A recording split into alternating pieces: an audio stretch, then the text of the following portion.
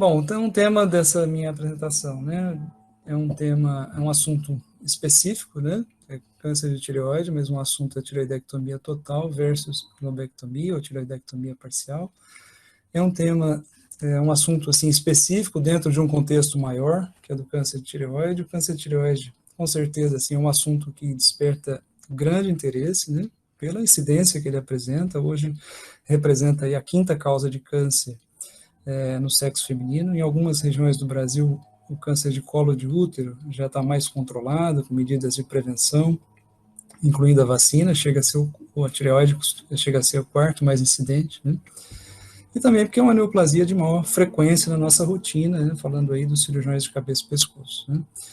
Certamente essa discussão entre tireoidectomia total e tireoidectomia parcial, né? Na literatura internacional é referida mais como lobectomia, né? Essa tireoidectomia parcial, tem, assim, dominado esses encontros, né, esses congressos de cabeça e pescoço, de tireoide, já há muitos anos, né.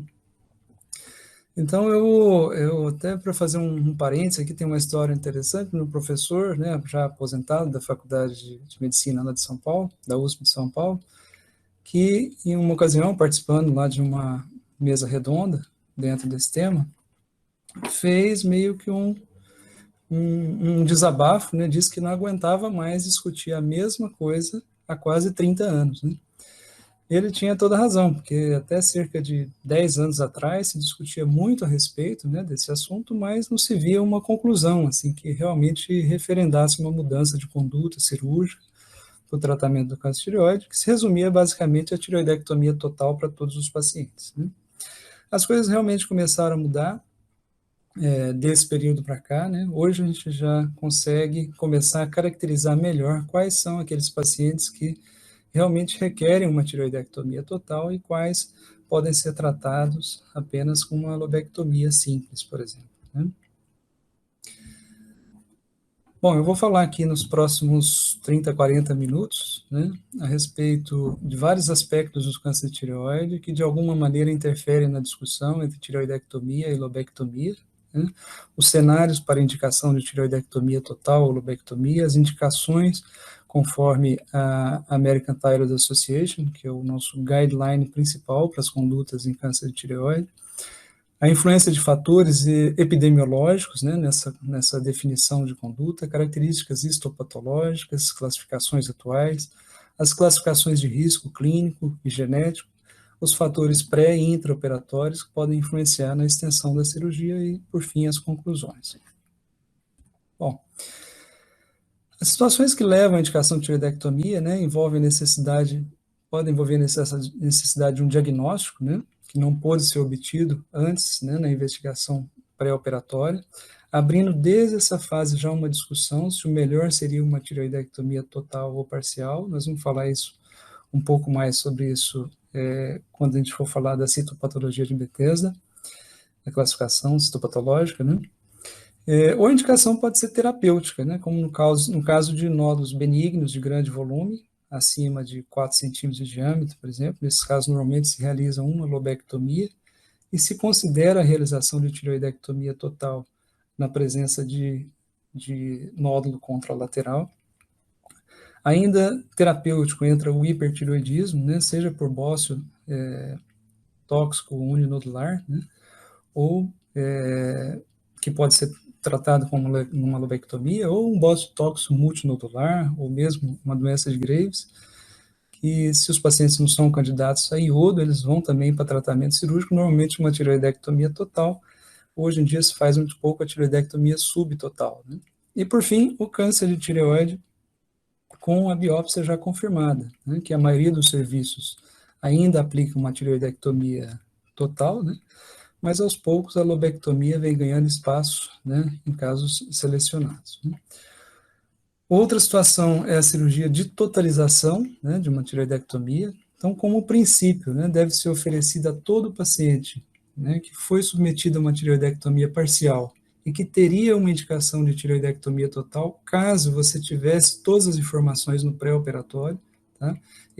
A esse paciente você deve oferecer a cirurgia de totalização. Ela é necessária em pacientes que precisam de tratamento com iodo radioativo, como, por exemplo, pacientes com metástase à distância, E, sem dúvida, quando se quer facilitar o segmento oncológico, né, com tireoglobulina. Isso facilita muito o segmento, embora hoje a gente já tenha protocolos para segmento com tireoglobulina, mesmo em pacientes submetidos à lobectomia. Tá? Obviamente, em casos de recorrência, né, se o paciente foi submetido a uma lobectomia, né, como tratamento inicial, né, e tiver uma recorrência, ele pode ser submetido a uma outra tireoidectomia. E, por último, como profilaxia em pacientes com alterações genéticas. Né? Então, especificamente o carcinoma medular de tireoide, onde a mutação do proto-oncogene RET, né, tem uma alta penetrância, né, acima de 95% para o desenvolvimento de câncer. Tá? E para o carcinoma papilífero não há uma situação ainda de cirurgia profilática definida, né, até o momento. Tá? Bom, só para a gente relembrar dois pontos importantes que foram estabelecidos no último guideline da American Thyroid Association e que indiretamente vão interferir na discussão entre tireoidectomia total e lobectomia, né, são as indicações de PAF, né, ou seja, quando investigar um nódulo tireoidiano, e o conceito de vigilância ativa, onde nódulos malignos, né, podem ser seguidos sem uma abordagem cirúrgica. Tá? Então, por essa tabela, nódulos menores que 1 centímetro não são puncionados, tá? Se são de alta ou intermediária suspeição para malignidade, né? Isso significa com alterações ultrassonográficas muito favoráveis ao diagnóstico de malignidade, normalmente nódulos hipoecóicos com microcalcificações, nódulos mais altos do que largo, então eles são puncionados quando estão acima de 1 centímetro, e nódulos de baixo risco, né, são puncionados quando tem mais de 1,5 centímetros. Tá? Nódulos espongiformes são normalmente benignos, pode-se considerar a punção se são maiores que 2 centímetros, né? E nódulos totalmente císticos nem precisam ser puncionados, tá? Mas apenas assim, seguidos e muitas vezes tratados localmente até com alcoolização, por exemplo. Né? Em relação à vigilância ativa, ela pode ser uma opção em pacientes de muito baixo risco, tá? Como, por exemplo, pacientes com microcarcinoma papilífero, tá? Pacientes com alto risco cirúrgico, pacientes com expectativa de vida muito curta, pacientes que possuem outras comorbidades que precisam ser tratadas antes do carcinoma papilífero. Então, nesse caso, a gente pode colocar um paciente para vigilância ativa. Tá? Bom, essa tabela mostra, então, a classificação de Bethesda, né, atualizada em 2017.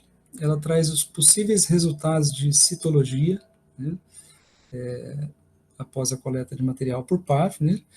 Vocês devem saber que a classificação de Bethesda vai de 1 a 6, né, conforme o risco de malignidade, sendo de 2 o menor risco e 6 de maior risco. Essa tabela faz uma comparação com a última versão de 2009, né? Portanto, o que vale hoje para a nossa rotina são as diretrizes aqui de 2017, já considerando aqui o NIFT-P, né, que é aquele tumor que foi reclassificado, né, que era maligno e foi reclassificado como de natureza incerta em relação à malignidade, aí, por enquanto. Nós vamos comentar um pouco mais à frente sobre ele, né, mas parece que tem se mostrado um tumor de comportamento mais voltado para o benigno do que para o lado do maligno. Né. Assim, o risco de malignidade vai progredindo, né, tá, conforme o Bethesda de 1 a 4% no Bethesda 1, um resultado considerado insatisfatório, né, o Bethesda 1 requer uma outra punção, tá, de 0 a 3% no Bethesda 2, 6 a 18% no Bethesda 3, 10 a 40% no Bethesda 4, 45 a 60% no Bethesda 5, 94 a 96%, 94 a 96% no risco de malignidade no Bethesda 6, tá? E a classificação de Bethesda, a própria classificação já sugere um tratamento adequado, como está destacado aí na última coluna. Então, os pacientes Bethesda 5 e 6 são considerados malignos para tratamento, né? De modo que ele já sugere que o câncer de tireoide pode ser tratado com uma tireoidectomia total, tá? Ou uma quase total, né? Que é quando você deixa 1 ml de tecido ali próximo ao nervo, né? Com o intuito de preservar o nervo, evitar manipulação, risco de praxia, ou tratado também com uma lobectomia. Tá? Para os casos Bethesda 3 e 4, A rigor, se indica uma lobectomia diagnóstica, como está aí, né? Mas, é claro, essa questão também deve ser discutida com o paciente, se for o caso, pode-se realizar também uma tireoidectomia total, quando se examina assim, um contexto mais global da doença, na vida do paciente, desde que seja também a vontade do paciente, né? Com o intuito diagnóstico, ainda pode-se fazer também, aplicar testes moleculares, né, nos nódulos Bethesda 3 e Bethesda 4, tá? Então, o objetivo de ter uma informação a mais para ajudar nessa tomada de decisão, tá? Dificilmente esses testes moleculares vão oferecer um diagnóstico definitivo, né, por enquanto, né, de alta sensibilidade e especificidade, mas o problema maior dos testes ainda é um problema de custo, né, tá? Os testes disponíveis, que foram os testes que são validados em estudos multicêntricos, né, são poucos eles e são caros, né, são fora da nossa realidade, tá? Bom, como eu citei, o guideline da ATA, da American Thyroid Association, é o que existe mais abrangente em termos de literatura em câncer de tireoide. Ele estabelece consensos em diversas situações muito específicas, né, como tratamento de crianças, grávidas, indicações de iodo radioativo. É uma importante fonte de informação no dia a dia, né, de quem lida com câncer de tireoide. E, é claro, ele aborda também a discussão entre tireoidectomia total e lobectomia. Embora em algumas colocações dentro do guideline, ele acabe não sendo muito definidor de realmente qual seja a melhor conduta.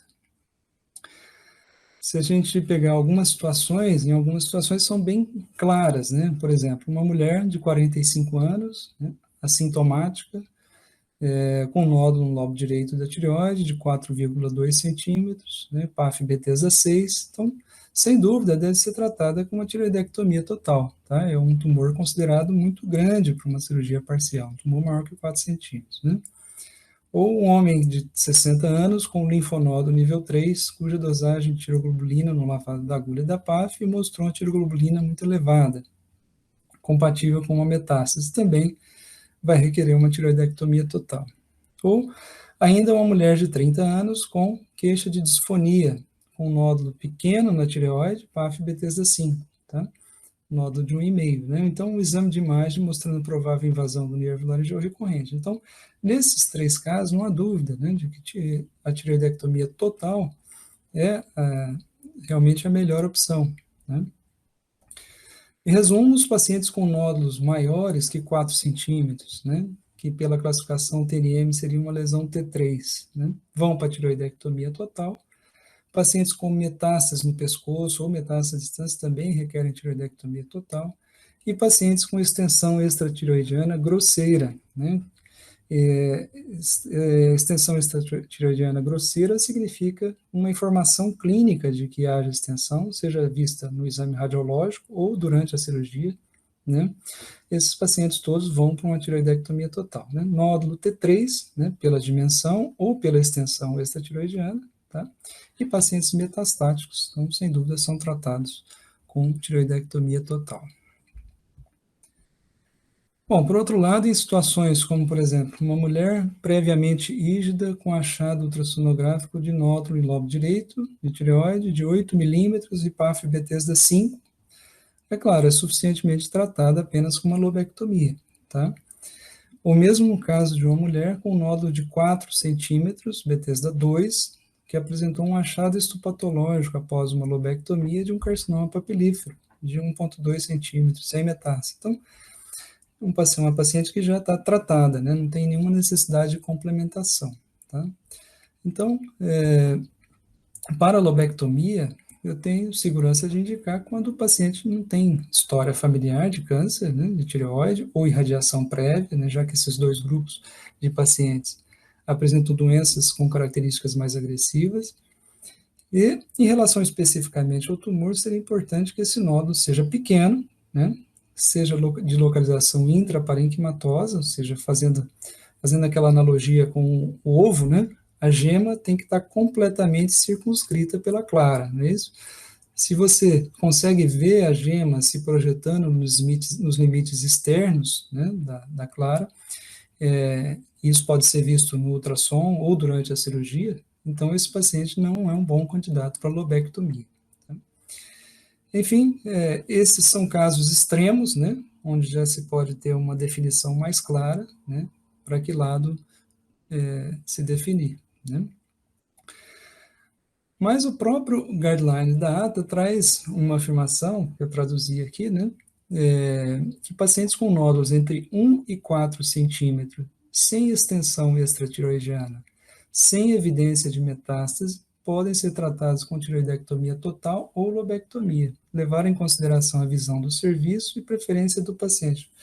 Bom, nessa situação se enquadra cerca de 80% dos casos de carcinoma papilífero no momento da apresentação, né? Então, nesses pacientes, né, que são a maioria, então persiste a dúvida, né, para que lado tomar a decisão, né, que a gente, e para tomar essa decisão, a gente precisa conhecer mais a doença com a qual nós estamos lidando, né? Bom, então, quais são as características do ponto de vista epidemiológico, né, por exemplo, podem nos auxiliar nessa tomada de decisão, né? Nós sabemos que o carcinoma de tireoide acomete 3 mulheres para cada homem, né? Ou seja, toda essa estatística de doença de bom prognóstico, de sobrevida de 10 anos acima de 90%, né? Mesmo em casos avançados, é feito em cima de dados onde predominam mulheres, né? Assim, o carcinoma de tireoide em homem tende a ser um pouco diferente, né? Um pouco mais agressivo, tá? É preciso levar isso em consideração. Além disso, quase metade dos pacientes tem entre 45 e 64 anos de idade, né?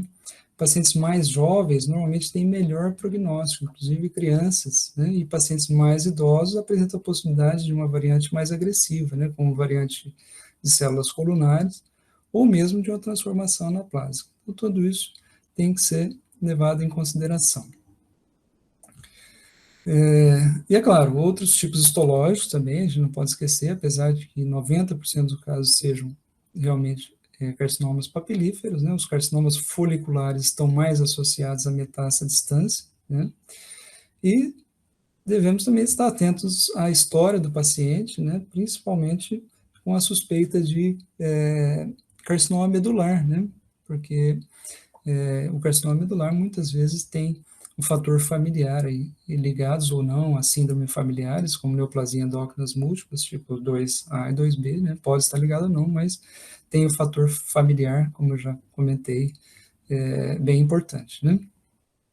O carcinoma, o câncer de tireoide é um dos tipos histológicos, né, que mais aumentou nos 30 anos, né, como a gente pode perceber nesse gráfico aí, publicado agora, em 2019, que mostra que um aumento de 3 vezes na incidência do câncer de tireoide, de 85 a 2015, se vocês observarem aí no gráfico, é um aumento de 3 vezes, né, só perdendo mesmo para o carcinoma hepático, teve um aumento ainda maior, né. Outros fatores ainda devem ser investigados, né, já que também podem sugerir uma doença mais agressiva ou menos agressiva e, portanto, devem ser levados em consideração na hora de definir entre tiroidectomia total e lobectomia, né. Exposição à irradiação ionizante na infância e adolescência, isso já foi amplamente documentado a partir dos acidentes nucleares de Chernobyl e os ataques com bombas nucleares, né, de Hiroshima e Nagasaki. O pico de surgimento do câncer após a exposição é de entre 15 e 19 anos, né, mas o risco se mantém aumentado, né, até em torno de 40 anos após a exposição. Além disso, uma meta-análise recente mostrou um risco aumentado em crianças, né, que são submetidas a séries tomográficas, né, diagnósticas, e por isso deve se restringir ainda mais o uso de exame de imagem em crianças, a fim de evitar essa exposição e o risco de desenvolvimento de câncer, também de tireoide, né. O sexo feminino por si já é um fator de risco para o câncer de tireoide, se comparado com o sexo masculino, né, considera-se que algum fator hormonal justifique essa diferença, já que ela, ela existe apenas na faixa de idade reprodutiva da mulher, mas que até o momento não tem ainda, não se encontrou uma explicação para o mecanismo de desenvolvimento ligado a esse estímulo hormonal, tá?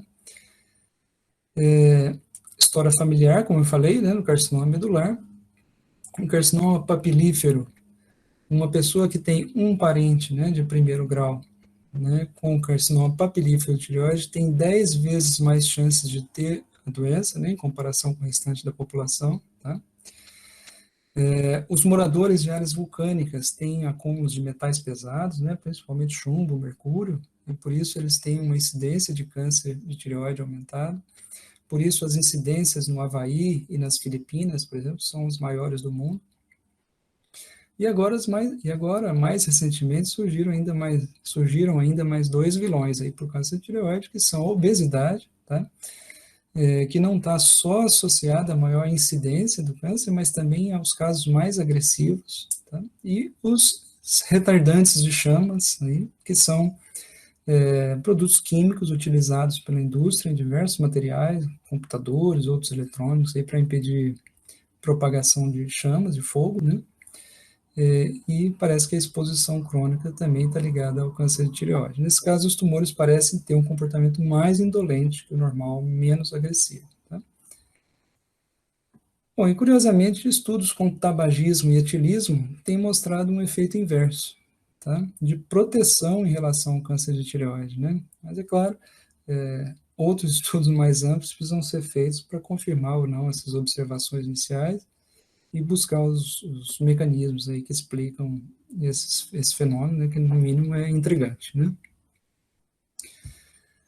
Bom, seguindo aqui, o tipo histológico também deve ser levado em conta, né, quando se define o tipo de cirurgia mais adequada no tumor tireoide. Essas tabelas estão aí a evolução dos tipos tumorais que acometem a tireoide desde a primeira classificação em 1953, né, quando basicamente só eram classificados carcinomas papilífero e folicular, e suas respectivas versões benignas, né, o adenoma, cistadenoma papilífero, adenoma folicular, e o anaplásico, né.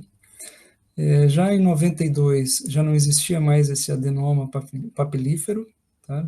Benigno papilífero não existia, e começaram a aparecer as variantes de carcinomas papilíferos, e um carcinoma pouco diferenciado, que na época era chamado de carcinoma insular, tá? Então esse carcinoma também já existiu, vocês podem ouvir falar em alguma situação, mas depois ele, na última classificação de 2004, ele já não aparece mais, né?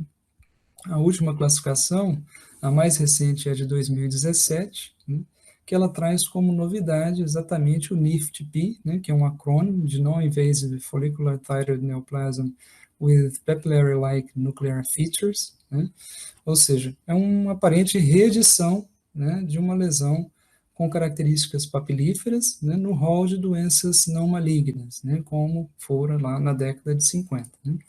Então, foram inseridas ainda algumas variantes, tanto do carcinoma papilífero como folicular, e o medular não aparece aqui, né, porque são só lesões de origem folicular, e os medulares têm origem nas células C parafoliculares, né.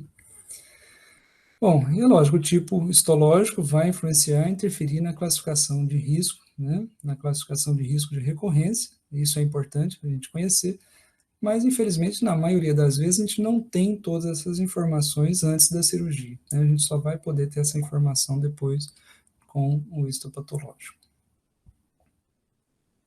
A avaliação de risco de mortalidade, né, a partir da classificação TNM, também é um bom parâmetro, né, para entender o tipo de tumor que nós estamos lidando.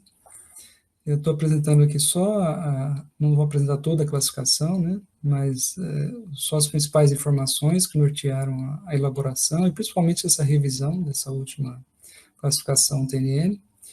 Basicamente, houve uma percepção de que pacientes até 55 anos tinham o mesmo comportamento quanto à sobrevida, né.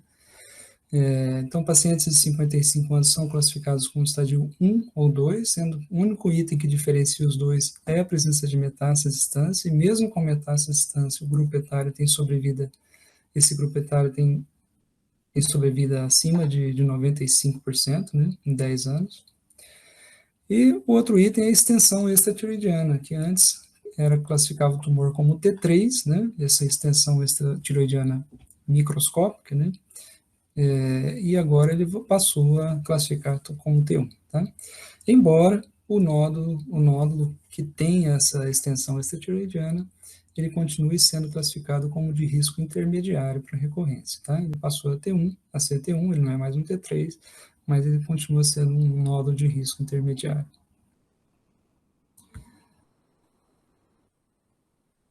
Bom, os principais fatores de risco de recorrência da doença são presença de metástases, né? Extensão extratiroidiana grosseira para os strap muscles e o grau de invasão vascular, que é importante no carcinoma folicular.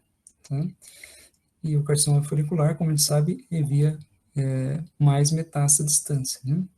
E lembrar que a idade, né, a idade não é um fator preditor de recorrência. Né? Jovens e velhos recorrem da mesma maneira, na mesma incidência. Né? A diferença na mortalidade, né, dos mais idosos é que, por conta das características mais agressivas dos tumores que acometem as pessoas de mais idade, né, e também tumores com baixa sensibilidade ao iodo nesses pacientes. Né? Por isso, a mortalidade é maior nessa faixa etária, embora a recorrência, né, não seja influenciada aí pela idade.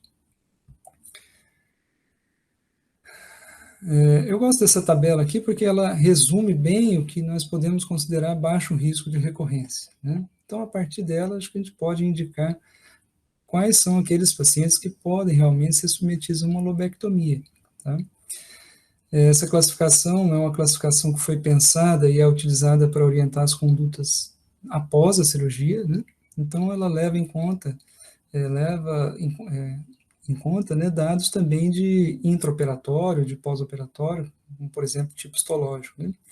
Mas são informações que nós precisamos tentar antever, né, através das características epidemiológicas, clínicas, para propor o melhor tratamento e evitar uma totalização ou a indicação de uma tiroidectomia total em um paciente que poderia ser tratado apenas com uma lobectomia. Então, os critérios de baixo risco são, reforçando o que eu falei anteriormente, né, ausência de metástase, né, todo tumor macroscopicamente ressecado, tá, sem invasão de outras estruturas regionais, não pode ser uma variante agressiva, né, não pode ter captação de iodo fora do leito tiroidiano, na cintila pós-operatória, não pode ter invasão vascular, tem que ter menos de 5 micrometástases, pode até ter metástase, mas tem que ser menos de 5, e tem que ser micrometástase, que conceitualmente são metástases menores que 0,2 milímetros. Pode ser uma variante folicular encapsulado, pode ser um carcinoma folicular, inclusive, desde que tenha menos de 4 focos de invasão vascular, e pode ser um microcarcinoma papilífero, mesmo que seja multifocal, e mesmo que seja BRAF positivo. Tá? Então, essas são características que você pode utilizar para fazer uma cirurgia menos agressiva, né, menos radical. Tá? Bom, aqui apareceu uma outra informação aqui no final, que é a característica molecular, né, o BRAF. Né? Então, o BRAF, né, o risco de recorrência também pode ser avaliado a partir de alterações genéticas. Né? Então, a mutação do BRAF foi identificada em tireoide já lá em 2003, né? Ela leva a uma substituição de um aminoácido valina por um ácido glutâmico na proteína quinase no BRAF, né, que altera a sinalização de crescimento celular. Tá? E também o BRAF está envolvido em outras neoplasias, né, já conhecidas, aí, melanomas, mas também linfomas e leucemias. Né. A mutação do BRAF está presente em 50% dos carcinomas papilíferos de tireoide, né, por isso ele tem um valor pouco limitado para diagnóstico, tá? Mas ele está muito associado à agressividade e presença de metástases, né? Mostrando que ele pode ter um bom valor prognóstico, né? Como a gente pode ver aqui nesse gráfico, né, em azul, né, que relaciona exatamente a probabilidade de permanecer livre de doença com o follow-up em anos, né? Então, aqui em azul está o BRAF, né? O TERT, né, que é a proteína uma proteína que garante a integridade dos cromossomos, a mutação do TERT tem mostrado que leva à formação de uma célula imortal, né? Ela garante a imortalidade da célula neoplásica, né? A mutação do TERT, e também tem sido associado à agressividade tumoral, como você vê aí em verde, né? Então tá o BRAF em azul e o TERT em verde, né? No entanto, chama muita atenção aqui em vermelho, né, o quanto a combinação BRAF e TERT, né, estão associados a pior prognóstico. Né? Nesse gráfico, praticamente todos os pacientes que tinham dupla mutação recidivou do carcinoma papilífero clássico, né, está aqui, né, conventional type, em cima, depois de 12 anos. Tá? A mutação do RAS, né, funciona da mesma, de uma maneira muito similar ao BRAF, mas o RAS ele está relacionado ao folicular, né, o BRAF é o papilífero. Tá? Outras mutações, como mutações do P53, né, associada à síndrome de Li-Fraumeni, e outras mutações do IF1A ou do beta-catenina, da beta-catenina também conferem pior prognóstico. Né? Recentemente tem se estudado alterações epigenéticas, né? Ou seja, são alterações a partir de microRNAs, que são pequenos fragmentos de RNA que não é traduzido em nenhuma proteína, né? Mas que tem funções reguladoras da transcrição do DNA. Ou outras alterações epigenéticas são o perfil de metilação do DNA, né? DNA metilado não transcreve, tá? Ou a acetilação de estonas, as estonas são componentes da fita de DNA, então esses tumores podem ser hipoacetilados e também eles não transcrevem, tá? Bom, seguindo aqui, de modo mais prático, né, como nós podemos observar aqui nessa sugestão, que foi publicada aqui em 2018, né, a presença de mutações exigem, parece, como vocês podem ver aqui nessa figura, que ela exige um passo além na radicalidade do tratamento, né? Então, em pacientes com microcarcinoma, a vigilância ativa fica restrita, aqui nesse primeiro caso aqui mais à esquerda, né? Em microcarcinoma, a vigilância ativa fica restrita a pacientes sem mutações, né? Pelo menos uma mutação, seja de BRAF, RAS ou TERT, exige já uma lobectomia, e quando há associação de BRAF TERT ou RAS ou TERT, faz a tiroidectomia total. A associação ele chama aqui de high risk, aqui, né, em amarelo. Né? Ele já colocou como alto risco quando está associado BRAF e TERT. Tá? Tumores maiores que 1 centímetro, morfologicamente de baixo risco, né, sem mutação é feita uma lobectomia, né, aí no quadrinho aí do meio, né, e no caso de BRAF ou TERT, ou o genótipo de alto risco, né, a combinação dos dois, indica-se a tiroidectomia total, até com possibilidade de esvaziamento cervical e tratamento complementar com iodo. Né. Então, e da mesma maneira, tumores mais agressivos, a gente vai seguindo aí à frente, né, tumores mais agressivos, né, clinicamente, devem ser tratados também com maior radicalidade se apresentarem essas mutações, BRAF, RAS ou TERT, né, e principalmente quando tem associação de BRAF com TERT ou RAS com TERT.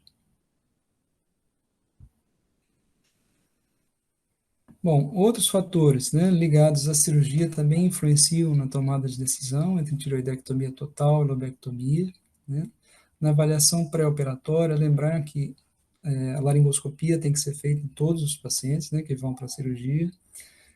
Nós sabemos que a paralisia de prega vocal pode estar presente, mas compensada, né? E é claro, o paciente já possui uma paralisia de prega vocal, isso deve ser levado em consideração, né? Já que há o risco de uma paralisia contralateral, necessidade de tracostomia, é uma situação assim catastrófica, né? Especialmente em pacientes com doença benigna ou sem diagnóstico, né? E o paciente também precisa estar ciente de todos esses riscos, né? Paciente com paralisia prévia precisa de monitoração intraoperatória, é uma das indicações formais, né, desse recurso. Levar em consideração também adiar o procedimento de totalização, por exemplo, se existe a possibilidade de recuperação da mobilidade. Né? Na maioria dos casos, adiamento de 3, 4, 6 meses não vai alterar o prognóstico do paciente. Né? E aí, havendo uma recuperação da mobilidade, você pode fazer a cirurgia com muito menos risco. Né? Então, coisas que precisam ser levadas em conta. Né? Em relação à avaliação intraoperatória, a monitoração do nervo laringeu recorrente tem sido indicada nos casos de bostos gigantes, neoplasias que requerem esvaziamento ganglionar, reoperações, né? O uso em todos os casos de câncer de tireoide não mostrou ainda ter uma diferença muito grande na incidência de complicações cirúrgicas, né? Se deve principalmente porque as complicações são incomuns mesmo, principalmente em centros de alto volume de tireoidectomia, né? E são esses centros que realmente normalmente fazem os estudos, né?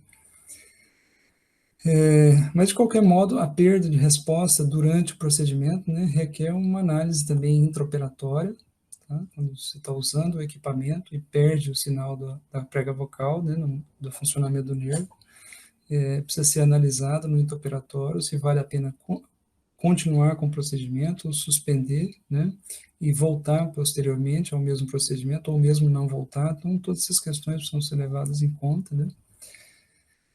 Quanto ao exame de congelação, tem sido cada vez menos usado, né? Ele costuma tomar muito tempo, né? E tem mudado muito pouco, né? A conduta que é proposta inicialmente.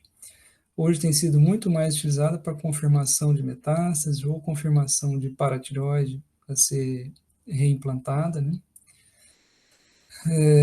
É claro, dentro da avaliação intraoperatória, também o achado cirúrgico, né? A experiência do cirurgião, que podem mudar também o planejamento caso sejam identificados linfonodos suspeitos, nódulos na tireoide contralaterais, né? Extensão extratireoidiana, né? Quanto às técnicas cirúrgicas, né, que têm sido introduzidas, tanto as técnicas endoscópicas convencionais, vamos chamar assim, né, a transaxilar e a retroauricular, né, e mesmo a endoscópica transoral, né, com acesso vestibular mais recente, elas começaram sendo aplicadas a lesões pequenas, benignas, né, e rapidamente vêm progredindo para tratamento de lesões mais extensas, né. As técnicas convencionais têm a desvantagem de requererem um acesso para cada lobo, né, que é um ponto negativo. A abordagem transoral já não tem esse problema, você pode acessar os dois lobos pela mesma incisão. Mas todas têm uma limitação de custo e curva de aprendizado, né, que pode ser bastante extensa, né, se a gente considerar aí cirurgias oncológicas com possibilidade de se deparar com casos tecnicamente bem complexos, né. Bom, e em conclusão, né, o câncer de tireoide pode ser tratado de maneira segura, né, através da abordagem cirúrgica mais conservadora, né, como a lobectomia, em casos em que apresentem características clínicas, histológicas, genéticas de baixo risco de recorrência, né. A discussão entre tireoidectomia total e lobectomia ocorre desde o cenário diagnóstico até o terapêutico, né, são duas discussões isoladas, né. A lobectomia pode ser indicada em casos de histologia Bethesda 3 e 4. No nódulos Bethesda 5 e 6 selecionados também podem ser tratados com lobectomia. Normalmente, tumores maiores que 4 centímetros, lesões metastáticas, né? Tumores que já têm metástases ou extensão extratireoidiana também são tratados. Nesses casos, o tratamento mais indicado é a tireoidectomia total. Pacientes sem história familiar de câncer de tireoide ou histórico de radiação prévia, nódulos pequenos, intratireoidianos podem ser tratados com lobectomia, tá? Novos fatores associados ao câncer de tireoide têm sido propostos, como obesidade, produtos químicos, como os retardantes de chamas. A reclassificação histopatológica, com a introdução do NIFT-P, reintroduziu um tumor de aspecto papilífero, né, entre os tumores pelo menos não malignos de tireoide, né. O valor prognóstico do perfil genético é demonstrado na associação do BRAF-TERT para papilífero e RAS-TERT para folicular. Tá?